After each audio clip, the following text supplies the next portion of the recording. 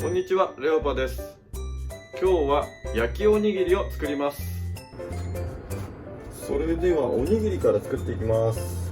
だいたい4等分で4個ぐらい作りましょうね。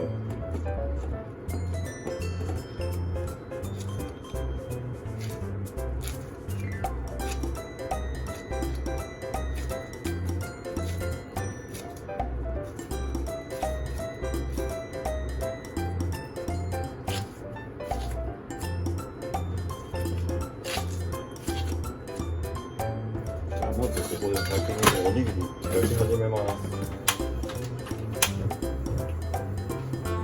まずですね、入れて、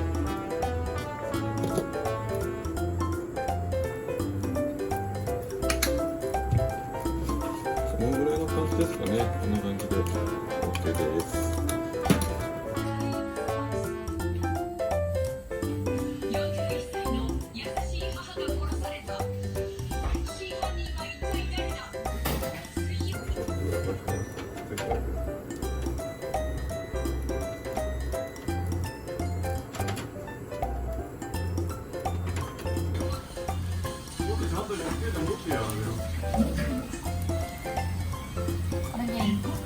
全部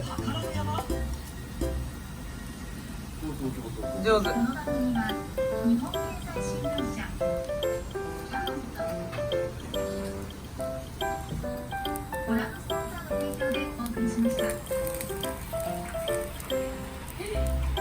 もうちょっとつけて。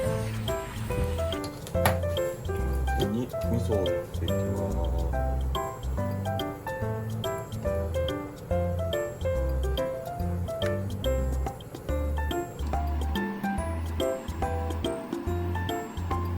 味噌の手すりが切れついちゃうから、カルテ先に焼いておかないと、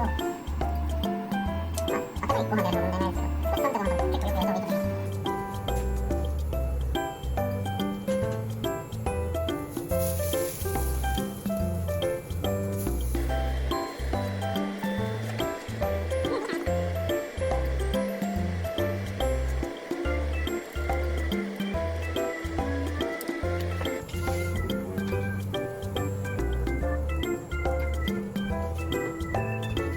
裏返しにして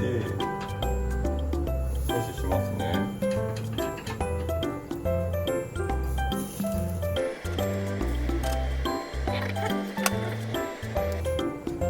照りをつけるとみりんです。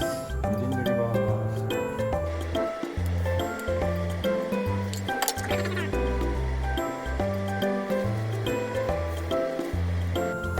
で裏面も同じように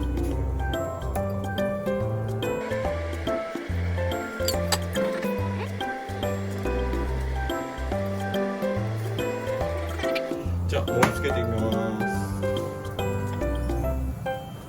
な感じですね。こんな感じで出来上がりました。では、いただきます。